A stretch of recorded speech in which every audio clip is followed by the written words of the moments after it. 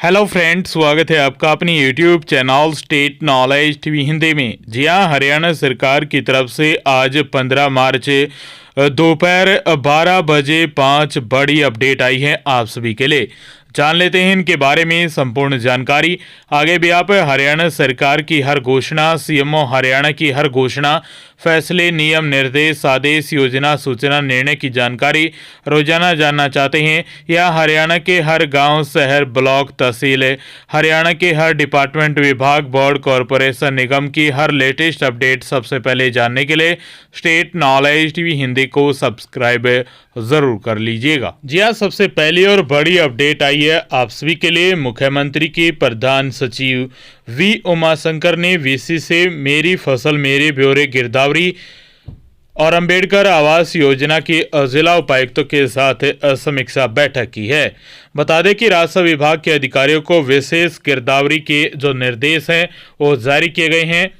बता दें कि हरियाणा के मुख्यमंत्री नायब सिंह सैनी के प्रधान सचिव वी उमाशंकर ने वीसी के जरिए प्रदेश के सभी जिला उपायुक्तों के साथ मेरी फसल मेरे ब्यौरे पोर्टल और गिरदावरी और अंबेडकर आवास योजना की समीक्षा कर जरूरी दिशा निर्देश जारी किए हैं।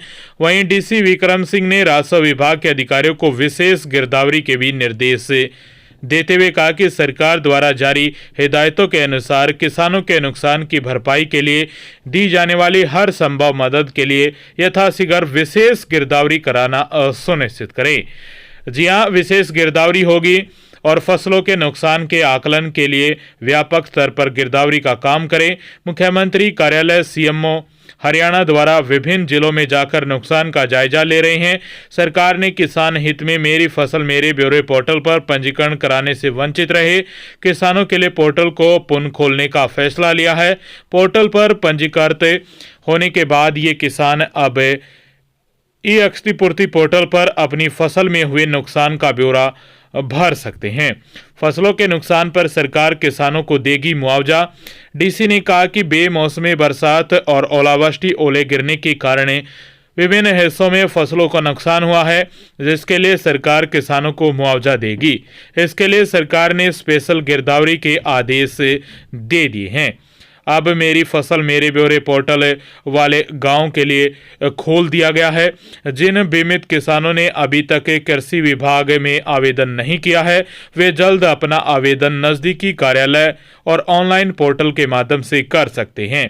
किसानों की सहूलियत के लिए क्रॉप इंश्योरेंस ऐप की भी बनाया गया है।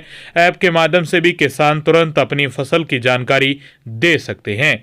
जो किसान प्रधानमंत्री फसल बीमा योजना के तहत बीमित नहीं है, वे अपनी फसल की जानकारी ई क्षतिपूर्ति पोर्टल के माध्यम से दे। विशेष गिरदावरी के बाद ई फसल क्षतिपूर्ति सूचना देने के लिए करे क्लिक। उन्होंने बताया कि विशेष गिरदावरी के बाद ईमेल ई क्षतिपूर्ति सूचना देने के लिए क्लिक करें। इसके बाद PPP आईडी, फैमिली आईडी, मेरी फसल मेरा ब्यौरा आईडी और मोबाइल नंबर में से किसी एक से लॉगिन करें। लॉगिन करने के बाद जिस किसान ने पंजीकरण किया है उसका ब्यौरा खुल जाएगा। इसके बाद शिकायत दर्ज करने के बाद संबंधित विभाग और अधिकारियों द्वारा आपकी शिकायत पर आगामी कार्रवाई अमल में लाई जाएगी। किसान अपना मोबाइल, लैपटॉप, कंप्यूटर या फिर अटल सेवा केंद्र या CSC सेंटर पर जाकर फसल नुकसान की सूचना दे सकता है खुद भी।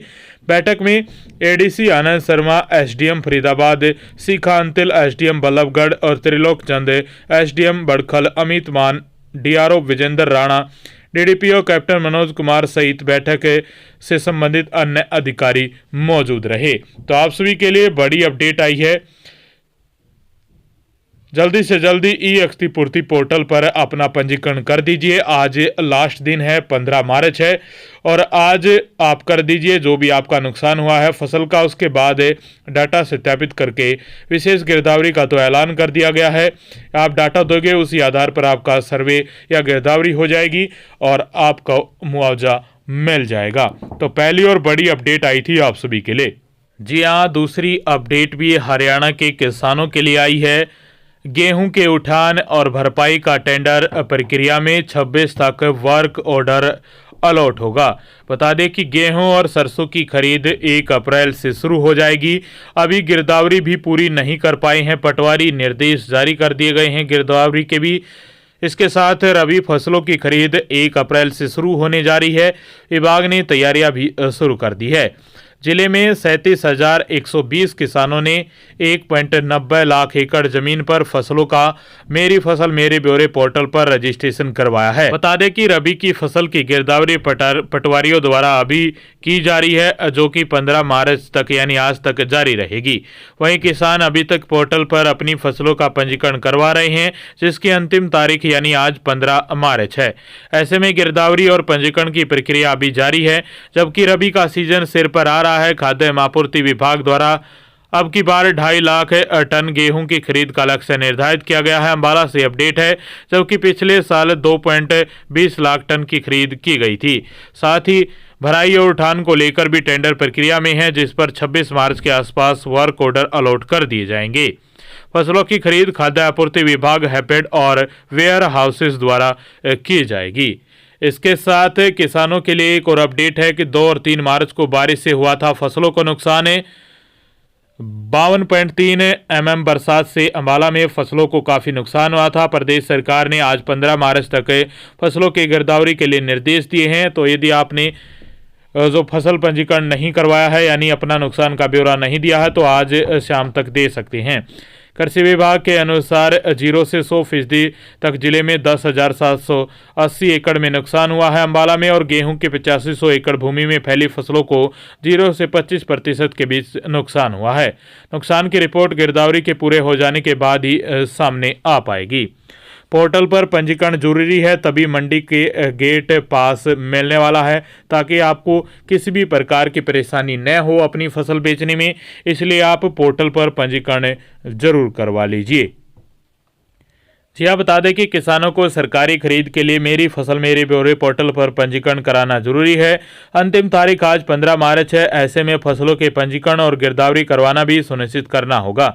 गिरदावरी और पंजीकरण न होने की स्थिति में किसानों को सरकारी खरीद पर फसलों को बेचने के लिए मंडी गेट पास जारी नहीं होंगे, जिसके चलते किसानों को फसलों को औने पौने दामों में बेचना पड़ सकता है। एक फसल से गेहूं समेत अन्य फसलों की खरीद की जाएगी, जो कि 15 मई तक चलने वाली है। यानी 1 अप्रैल से शुरू हो जाएगी और पूरा अप्रैल का महीना और आधा मई का महीना जो फसल खरीद है वो चलने वाली है। 1.5 महीने ये फसल खरीद चलने वाली है मंडियों में। तो आप सभी के लिए दूसरी बड़ी अपडेट आई थी। साथ में यदि आपकी फसल का नुकसान हुआ है या फसल पंजीकरण करना चाहते हैं, तो आज अंतिम 3 दिन है, आज आप कर लीजिए, वरना आपको समस्या आ सकती है मुआवजे के साथ साथ अपनी फसल को मंडियों में बेचने के लिए। तो दूसरी बड़ी अपडेट थी आप सभी के लिए। वहीं तीसरी बड़ी अपडेट आई है अग्निपथ योजना को लेकर। अग्निपथ योजना के तहत ऑनलाइन आवेदन की अंतिम तिथि 22 मार्च रखी गई है। टाइपिंग टेस्ट पास करने वाले ही चरण 2 के लिए बुलाए जाएंगे। बता दें कि अग्निपथ योजना के तहत ऑनलाइन आवेदन की अंतिम तिथि 22 मार्च निर्धारित की गई है।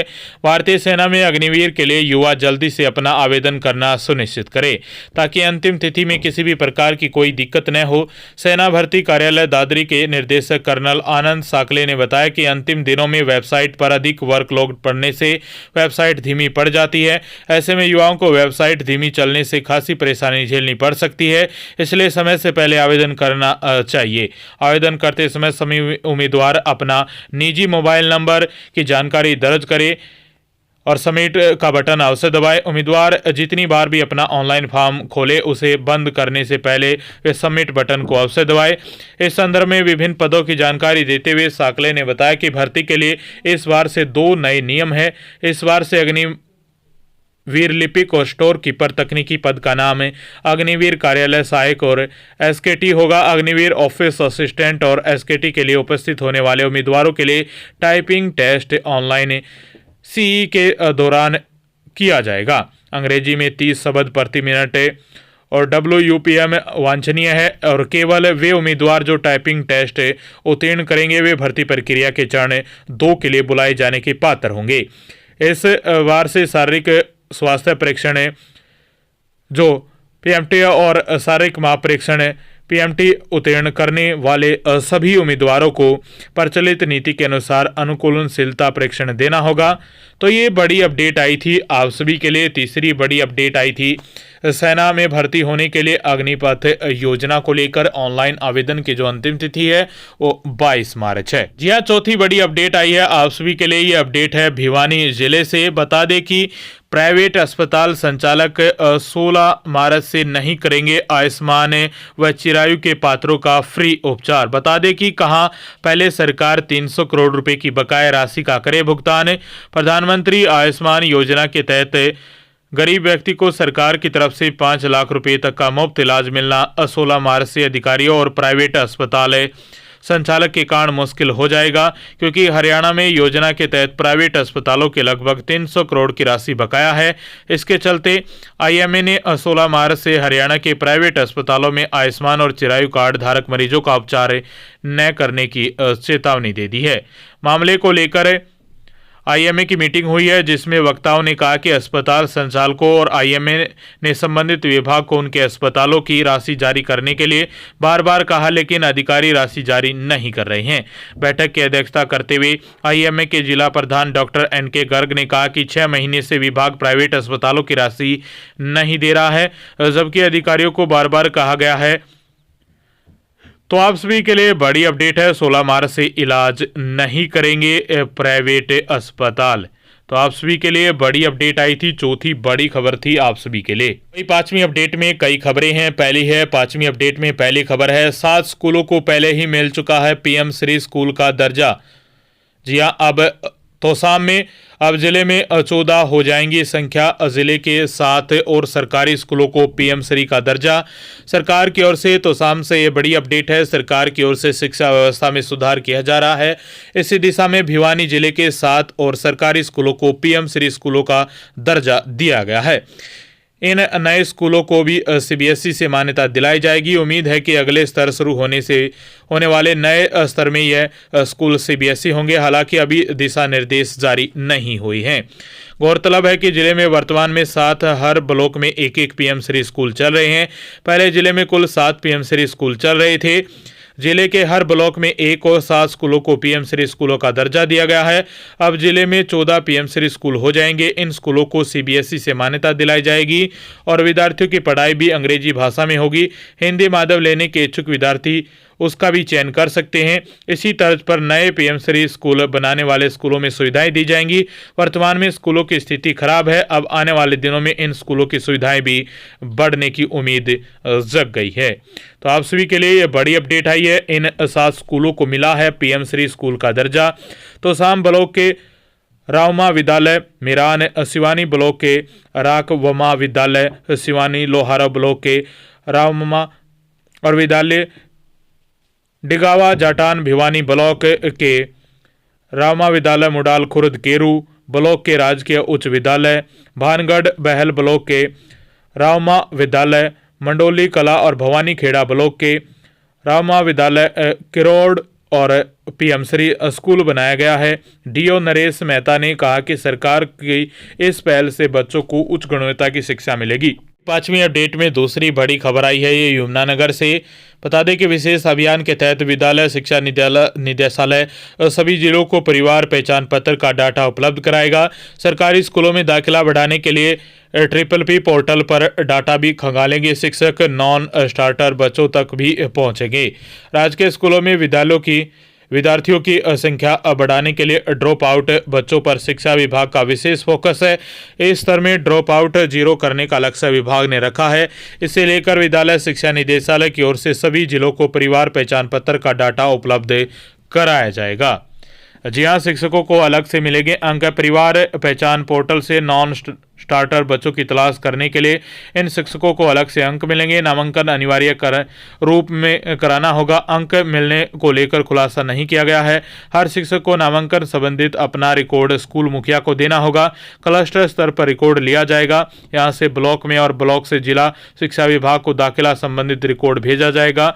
इस गतिविधि में शिक्षकों के साथ विभाग से कर्मी, अधिकारी और गैर शिक्षण कार्य के कर्मी, निगम कर्मी, हरियाणा कौशल रोजगार निगम के कर्मी, कंप्यूटर लैब के कर्मी, डाइट प्रवक्ता, एपीसी और एबीआरसी और बीआरपी का भी सहयोग लिया जा सकता है। स्कूल मुखिया अपने स्तर पर भी कार्य योजना बनाकर शिक्षकों के साथ साझा कर सकते हैं। तो पांचवी अपडेट में दूसरी बड़ी खबर आई थी आप सभी। वहीं पांचवी अपडेट में तीसरी बड़ी खबर आई है केंद्र सरकार की तरफ से। लोकसभा चुनाव से पहले केंद्र सरकार ने बड़ा फैसला लिया है। केंद्र का बड़ा फैसला, पेट्रोल डीजल आज से 2 रुपये लीटर सस्ता हो गया है। 23 माह बाद घटे हैं दाम। लोकसभा चुनाव से पहले केंद्र सरकार ने पेट्रोल डीजल के दाम 2 रुपये घटा दिए हैं। आज सुबह से ही लागू हो गए हैं। अब हिसार में पेट्रोल 95.71 रुपये और डीजल 88.54 रुपये लीटर हो गया है। इससे पहले अप्रैल 2022 में पेट्रोल पर 8 और डीजल पर 6 रुपये एक्साइज ड्यूटी घटाई गई थी। बीते 23 माह में कच्चे तेल की कीमतें अंतर्राष्ट्रीय स्तर पर 24% कम हुई है, लेकिन भारत में पेट्रोल डीजल के दामों में कोई कमी नहीं की गई। केंद्रीय पेट्रोल मंत्री हरदीप पुरी ने कहा कि पिछले 2.5 साल में पेट्रोल के दाम में 4.65% कम हुए हैं। वहीं इससे पहले राजस्थान सरकार ने वैट में 2% कटौती का ऐलान किया था। इससे यहाँ पेट्रोल के दाम 1.40 रुपये से 5 रुपये 30 पैसे तक कम होंगे, जबकि डीजल के दाम 1 रुपये 34 पैसे से लेकर 4 रुपये 85 पैसे तक कम होंगे। तो पांचवी अपडेट में तीसरी बड़ी खबर आई थी आप सभी के लिए।